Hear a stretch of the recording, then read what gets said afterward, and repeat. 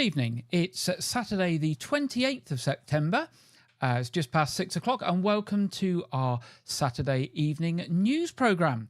And in the news this week, a new operating theatre at Weymouth Community Hospital has been upgraded to allow Dorset County Hospital to perform a range of surgeries in Weymouth and to help reduce waiting lists. Dorset Healthcare, which manages Weymouth Community Hospital, has refurbished and upgraded the theatre so that Dorset County Hospital can use it to perform a range of surgeries, such as orthopaedic procedures to treat bone, joint and muscle conditions, and maxillofacial surgery to the face, jaw, neck and mouth. Dorset County Hospital had used the operating theatre before COVID, but the space needed to be upgraded to allow more procedures to be carried out.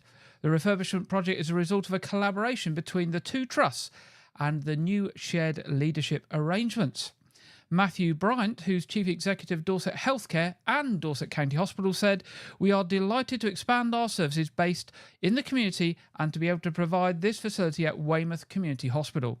We are still recovering from the impact of COVID-19 pandemic on waiting times, and this upgraded theatre allows Dorset County Hospital teams to carry out more operations, which will reduce waiting lists and improve the quality of life for those in need of surgery."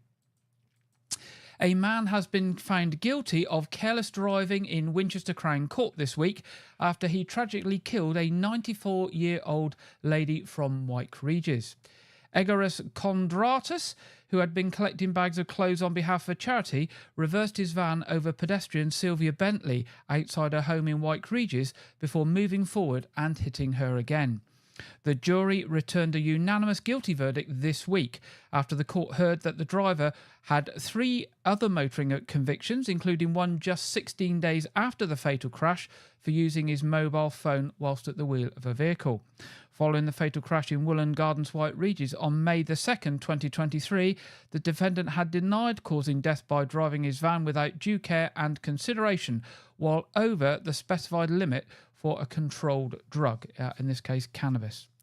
Mr. Kondratis, who comes from Lithuania but has been living in the UK for 11 years and is a married father of 2, will be sentenced in December. Kondratis from Southampton was found to have 2.8 micrograms of cannabis in his blood, the legal limit being 2 micrograms. The judge, His Honour Judge Mosley KC, told the defendant, "The jury have convicted you unanimously of a very serious offence. I am not going to sentence you today because I want more information about you from the probation service." Kondratis will be sentenced at Crown Court on the 6th of December once a pre-sentence report has been prepared. He continues to be on police bail and has been given an interim driving disqualification. On Friday the 20th of September, the Environment Agency reopened the final consultation into an application for a permit to operate a new waste incinerator in Portland. This has come about because an administrative error during the public consultation in the summer meant some people who wanted to submit a response may have been unable to. However, if you did submit a response to the consultation that closed on the 11th of August, your comments will have been received and there is no need for you to resubmit your response. Although a final decision is yet to be taken, this does not mean that the earlier decision has been reversed and the Environment Agency is still likely to grant the permit. The permit will be granted unless the Environment Agency receives new information that gives cause for not allowing the permit to be granted. However, the reopened consultation does give the opportunity to put forward any new information that you have that could make a difference. Issues that could be considered are relevant environmental regulatory requirements and technical standards, information on local population and sensitive sites, comments on whether the right process is being used for the activity, for example, whether the technology is the right one, pollution control issues, the impact of noise and odour from traffic on site, and any permit conditions that may be needed. Issues around vehicle movements to and from the site, working hours and whether or not the site is suitable for this kind of work will not be considered by the Environment Agency since those matters are dealt with by the local authority planning process. Now, if you wish to make comments about the application, you need to do this by midnight on the 20th of October and you can email the Environment Agency at psc@environment-agency.gov.uk. World Heart Day is tomorrow. That's the 29th of September. And Public Health Dorset is urging eligible residents to book their NHS health check. Cardiovascular disease is the leading cause of death globally, with 80% of these deaths being preventable. In Dorset alone, there are more than 34,000 people affected by cardiovascular disease. A free NHS health check can provide valuable insights into your cardiovascular health. This check can detect conditions such as diabetes, kidney disease, heart disease, and stroke. It also helps identify whether you are at risk of developing these illnesses and how some small lifestyle changes can help reduce your risk in future. Eligible residents are aged between 40 and 74, and they should receive an invitation from their GP surgery for these health checks every 5 years. Councillor Jill Taylor, Dorset Council Cabinet Member for Health and Housing, emphasised the importance of attending these checks. She said, just 30 minutes of your time can provide you with valuable insights into your health, potentially giving you the information needed to reduce your risk of developing serious illnesses. Early action makes all the difference. Now, if you've not been invited for your free NHS health check by your GP practice, you may be eligible for one from Live Well Dorset. Live Well Dorset's health check team are delivering free NHS health checks across the county. Now, to check your eligibility and to book an appointment, if you look for Live Well Dorset NHS health checks on Google, you will find the website and be able to go and answer a few questions. And if you qualify, then book in for your free health checks. That's Live Well Dorset NHS health checks. Dorset residents are being urged to go online and spend 5 minutes to complete the council's annual canvass. This is to confirm the details of those living at the address to ensure the electoral roll is updated accurately. There have been local and national elections this year, but the annual canvass is still a legal requirement and will be carried out by local authorities across the UK. The canvass allows the council to keep the electoral register up to date, to identify who is at risk of losing their voice at elections, and to encourage them to register before it's too late. Additionally, it plays a crucial role in jury service selection and is often used in credit checks for mortgages and other financial purposes. Now, you should look out for an email in your inbox from elections@dorsetcouncil.gov.uk and to follow the guidelines in the email. If your name is on the email you receive, then you are already on the electoral register and you do not need to register again unless your circumstances have changed. If you're not registered, your name will not appear on any email you receive and you need to register. You can register online at any time, and the easiest way to register is to go to the central government website, www.gov.uk/register-to-vote. In either case, you will still need to respond to the email if you receive it. However, households that do not respond to the email or do not have email addresses will be sent a letter. So if you're not on email or you don't respond to emails, then expect to get a letter in the post. Now, if you've got any questions about your registration status to check whether you're on the register or whether you need to inform them of anything, you can contact Dorset Council's Electoral Services team at elections@dorsetcouncil.gov.uk, or you can contact them by telephone on 01305 838 299. That's 01305 838 299. Now, this week's appeal from Dorset Police. Dorset Police are appealing for witnesses or anyone with information or dashcam footage of a road traffic collision in Weymouth to come forward.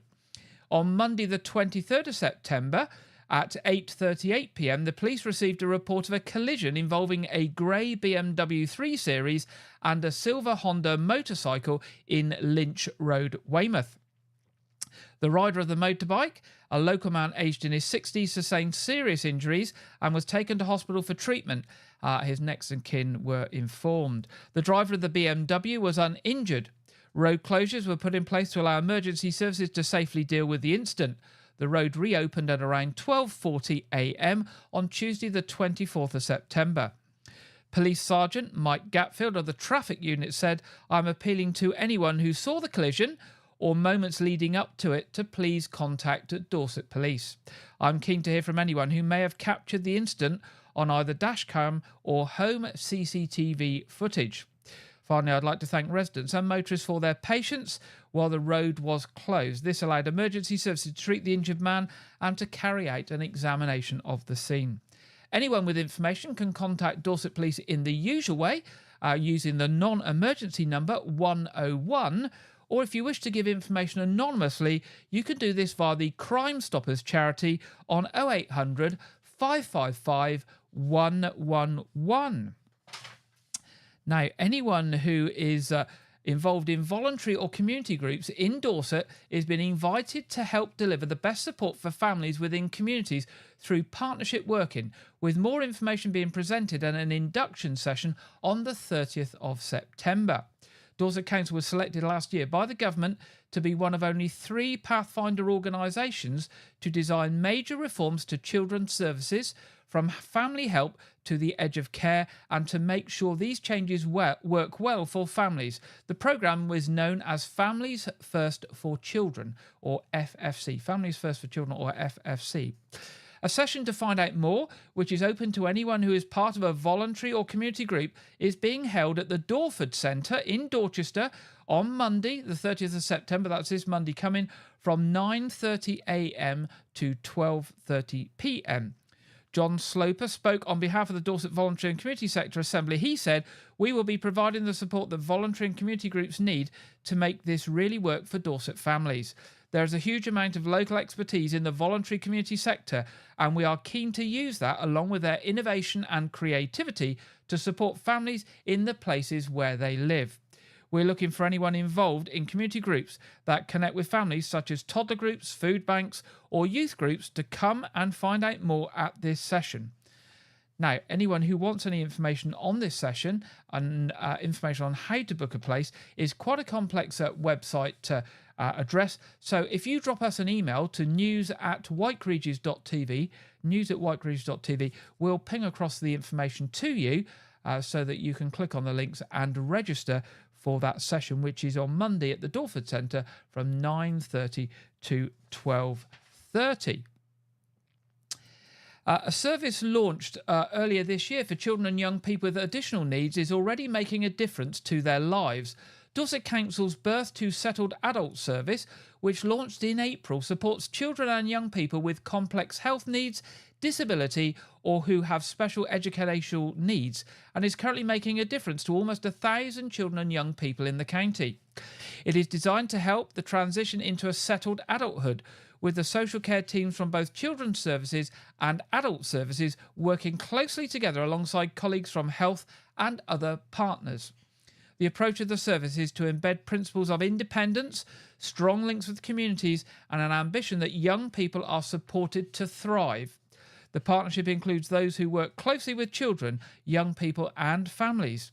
Dorset Parent Carer Council is run by parents and carers for parents and carers of children and young people from 0 to 25 with special educational needs or disability, otherwise known as SEND. Since the launch, Best Start in Life advisors have joined the service with a focus on education and development for 0 to 5 years. The Young Carer Service have also been included.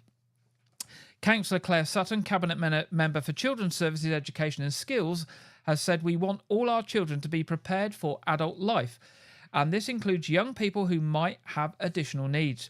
It's great to see the progress being made by this new service, which cuts across both children's and adult services, and I look forward to hearing about more successes over the coming months, so our young people really feel that they are part of their community."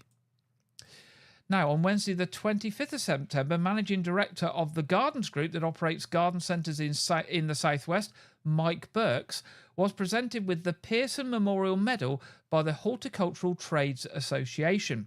Recognised for his role at the forefront of environmental work within the industry and his outstanding contributions and leadership within the sector while running Poundbury Gardens near Dorchester, Castle Gardens in Sherborne and Brimsmore Gardens in Yeovil. Mike received the prestigious award at the Health Trades Association conference held at the International Convention Centre in Birmingham. Will Armitage, who's president of the Horticultural Trades Association, said, "Mike's contribution to the industry is incredible. He is part of the Gardens Group, which operates 3 garden centres in the southwest that are some of the best examples of horticultural retail in the country. And the Christmas displays headed up by his wife Louise have won the CGA Christmas Merchandising Prize more than any other retailer. He continues to be an articulate spokesman for industry issues, and his involvement in the ongoing conversion around the future of peat serves as a key example." The Health Trades Association awarded the Pearson Memorial Medal for outstanding service to the garden industry annually since it was instigated in 1930, and it's in memory of the Health Trades Association's first General Secretary, Charles Pearson. So well done to Mike there, who runs the Poundbury Garden Centre as well as others in the southwest. Now, dozens of jobs will be created by Marks & Spencer with the opening of a new store at the Weymouth Gateway site. The new building will be double the size of the seafront Marks & Spencer's, which will close when its lease expires in 2027. 60 jobs from the town centre store will be switched to the new building, with an additional 45 jobs likely to be created. Marks & Spencer say that the new multi-million-pound store will be full range, joining other businesses such as Aldi, B&M, Costa, Dunelm and McDonald's, which are already operating from the Gateway Retail Park. Dorset Council is expected to approve the planning application for the new store when its area planning committee meets this coming Thursday. Marks & Spencer's announced last summer that it will leave its current St Mary Street Weymouth store when its lease expires in 2027 due to site constraints which make it unable to meet the needs of modern shoppers. Its Dorchester South Street store closed some time ago, with the site set to become a Premier Inn. With almost 4,000 square metres of floor space, the new store will be bigger than the old Dorchester store and the existing Weymouth branch combined. Matthew Hake, who's the regional manager for M&S, said it's fantastic that plans are progressing for our brand new store. Our planned multi-million-pound investment in Weymouth is not only a sign of our commitment to the town, but to delivering the best possible store for our customers here. With the opening coinciding with our lease end, all colleagues will be able to move over to the new store or other nearby stores if they choose, and we will create 45 new local jobs. The planning application includes 234 additional parking spaces, including 10 for electrical vehicles with charging points and covered cycle racks, and associated infrastructure and landscaping. In addition, there will be a financial contribution to support Dorset Council's e-bike hire scheme. Now, beachgoers are reminded that as we go into autumn, it's now the end of the peak season for the RNLI lifeguards in the region, meaning that Weymouth Beach will no longer have patrols. This weekend will see the end of the main lifeguard season as the summer season draws to a close. The last day for RNLI patrols on the beaches will be tomorrow, the 29th of September. RNLI Regional Lifeguard Lead for the South West, Henry Sadler-Irvin, said, "This Sunday marks the end of our main lifeguard season for 2024. I'd like to thank our lifeguards for their hard work over the entire season, keeping people safe whilst they enjoy the coast. Our teams have shown immense dedication and skill in responding to numerous incidents and giving critical care to people who have found themselves in difficulty." So just be aware, if you're using Weymouth Beach from tomorrow, that the lifeguards won't be there until next holiday time. Now, Dorset County Museum are to hold a Teachers' Open Evening. Free to teachers and school staff on the 24th of October at 4 o'clock to 7 o'clock, and it will be at the Dorset Museum and Art Gallery. The museum says come and join the learning and engagement team at Dorset Museum and Art Gallery on Thursday the 24th of October from 4 to 7 for our Teacher Open Evening. Teachers and school staff are invited to meet the learning team at Dorset Museum and learn about our forthcoming exhibition programme, workshops and projects during an informal evening. Enjoy the Natural History Museum's Wildlife Photographer of the Year exhibition, meet the museum's learning team and discover the school's programmes for early years, primary, secondary and post-16 and SEND learning. Excuse me. The evening is also a great opportunity to speak to the learning team about how we can support your school projects. And the good news is refreshments will be provided. So if you're a school teacher, put that date in your diary, 24th of October, 4 o'clock. Pop along to the Dorset County Museum and Art Gallery and see what's going on there and how they can support your work in schools. And finally, in our headlines tonight, a busy road in Weymouth is set to close for about 5 days. A section of Spa Road, Weymouth, will be closed 24 hours a day during this period in order to allow essential bridge repair works to take place near its junction with Dorchester Road. Works will begin on Monday, October the 7th, and the road closure has been put in place for 5 days. However, it's expected that works will be completed by Friday, October the 11th. A diversion route is put in place, which will see drivers use Ison Road to get to Dorchester Road and vice versa. The road closure will cover a distance of approximately 110 metres. Emergency access to the area will be maintained at all times. So that's the end of Spa Road by Dorchester Road. It's where the bridge is, and it's for bridge work. So that'll be shut from the 7th of October for that week. And that's the end of our headlines this week. Now it's that time in our programme where we go over to regular contributor Andrew Wright for this week's film review and preview.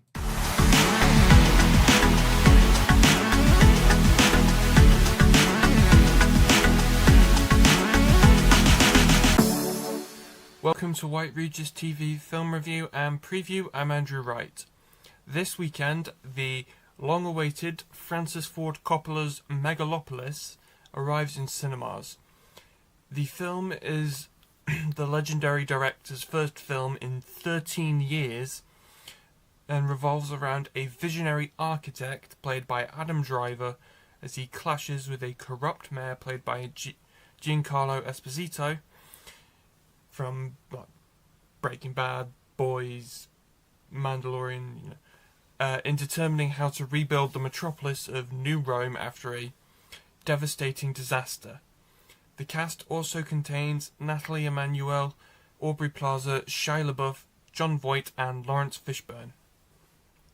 The film has been in development since 1977, so nearly 50 years it's been in development, and is entirely funded by Coppola, as it's a passion project for him and he doesn't trust the studio system. He never has. And the film has already been subject to numerous controversies prior to its release, such as sexual harassment scandals, staff disputes, the art department was fired on this film. Fabricated reviews from the trailer. I talked about this previously a few weeks ago, that a new trailer for Megalopolis featured what I thought were quite smart reviews, but it turned out those were fake, and in general just struggles to get the film released because distributors didn't want to take a chance on the film. But the film premiered at Cannes in late May to a very literal 50-50 split on critic opinions, who either liked it or they didn't. I heard a review this morning, so Friday morning, that they really didn't like it. They thought it was a really terrible movie. So Megalopolis releases in cinemas this weekend. This weekend, the comic book adaptation Hellboy the Crooked Man is released in UK cinemas as a sort of a limited release. The film is the fourth adaptation of the Hellboy comics and is the second standalone reboot to the Hellboy film series. This film stars Jack Kesey as the titular character in this horror-oriented take on the character. The film is set in the 1950s and revolves around Hellboy and a rookie BPRD agent getting stranded in rural Appalachia. It's like a mountain area in America. But they find themselves involved with a devil from Hellboy's past known as the Crooked Man. It's based on a popular comic book run of Hellboy comics. As far as I know, I've not actually read any Hellboy comics. I've seen 3 Hellboy movies, but not read any comics. The film is receiving a limited theatrical release.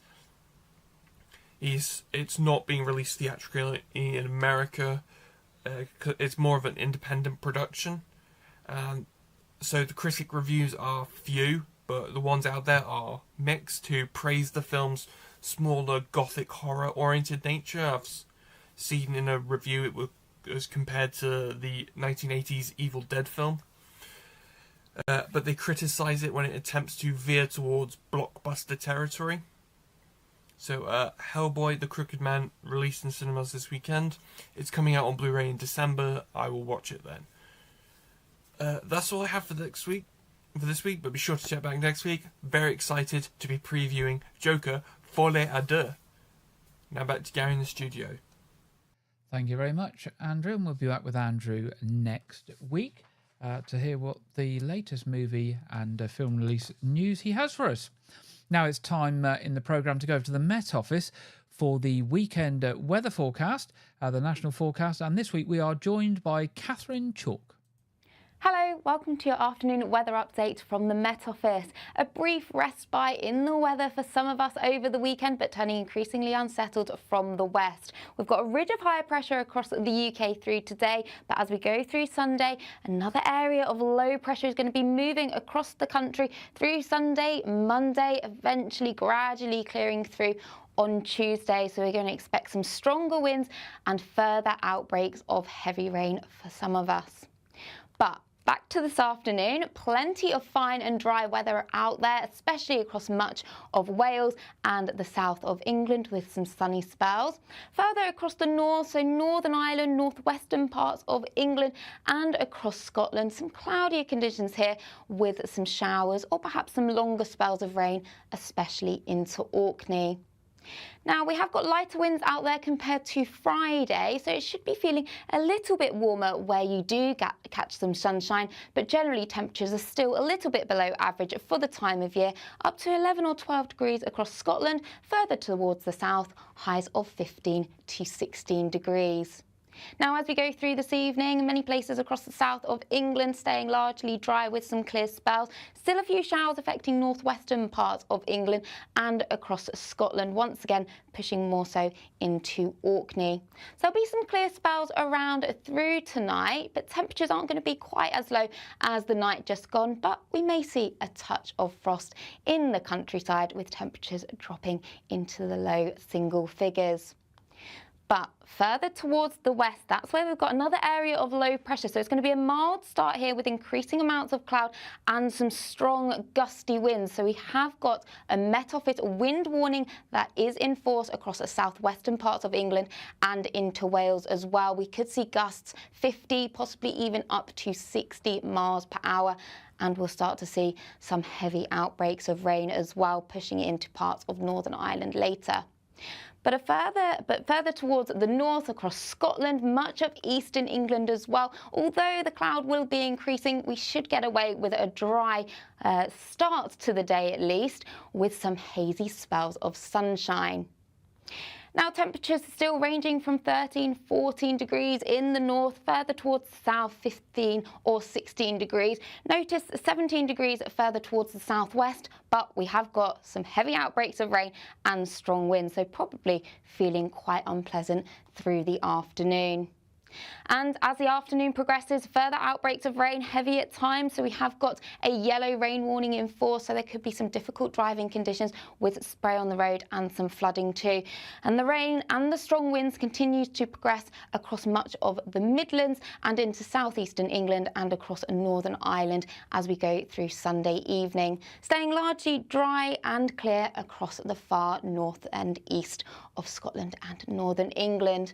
So there's a lot going on in the weather once again, but make sure to hit subscribe on YouTube so you stay up to date with the latest forecast. I'm going to catch you soon. Bye-bye for now. Thank you very much there, Catherine, for the national weather forecast from the Met Office. Now, turning to the local weather for this week. In Catherine's forecast, we saw that actually the warmest part of the UK is the southwest, and luckily that's to continue this week. Although the weather on Sunday and Monday is going to be a little bit wet and stormy. Hopefully the rest of the week is going to settle down a bit with the winds dropping and some sunny spells and still being reasonably mild but quite cold at night. So we'll wait and see what happens with the weather this week, but not too bad once we get past Monday. Now, turning to the what's on for the coming weeks. First of all, starting with Weymouth Pavilion. We have got 4th of October and finally Phil Collins. 9th of October, Imperial Classic Ballet presents Swan Lake. 12th of October, The Illegal Eagles. 13th of October, a tribute to the Carpenters. 17th of October, the Chicago Blues Brothers. 18th of October, the Ed Sheeran Experience. And 27th of October, Buddy Holly and the Cricketers. That literally is 5 or 6 out of a whole month's programme where there literally is something every day of the week. So do check in on the weymouthpavilion.com website where you can see all of the things that are happening at Weymouth Pavilion over the next month or more. In fact, you can probably see for the next year because it is absolutely jam-packed with stuff and more stuff is being added all the time. So do check in with the Weymouth Pavilion website. Turning to the Knowth Fort. Tomorrow, Pause for Fort returns, calling all dog owners, dog lovers and dogs themselves to the best event of the year, Pause for Fort, 10:30 until 4 p.m. So the Fort are partnering again with Dog Friendly Social for the Dorset Dog Friendly Business Awards and Family Fun Dog Show with home field canine training, plus local stallholders, gift ideas for the whole family, and of course, all your beloved furry friends. So do pop along there tomorrow. Hopefully the weather will be nice for that. Now, Saturday the 5th and Sunday the 6th of October is going to be the Pirate Weekend.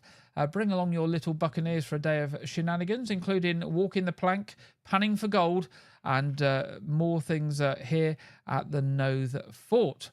Then on the 9th of November, 10:30 to 4 p.m, is the Remembrance Installation.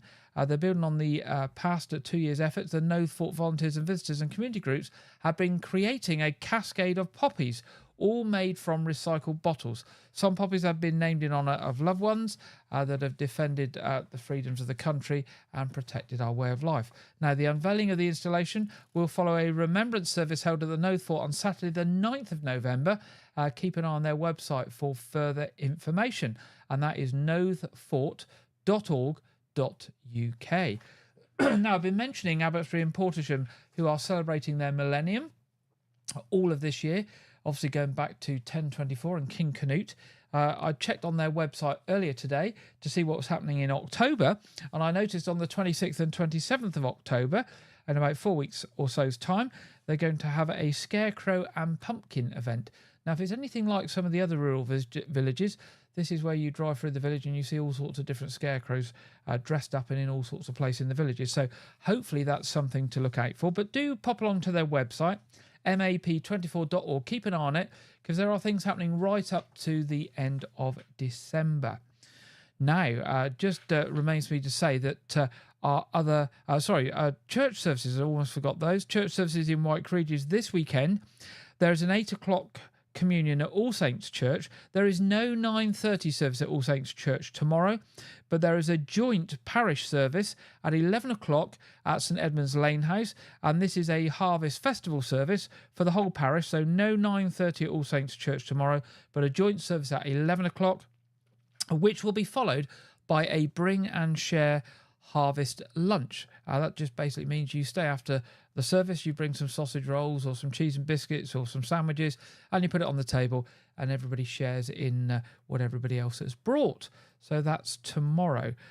Tonight we have our quiz at 7:30, of course.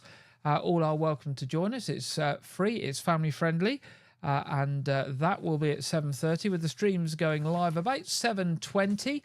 So that you can get yourself comfortable and check that you found the right links and things are working.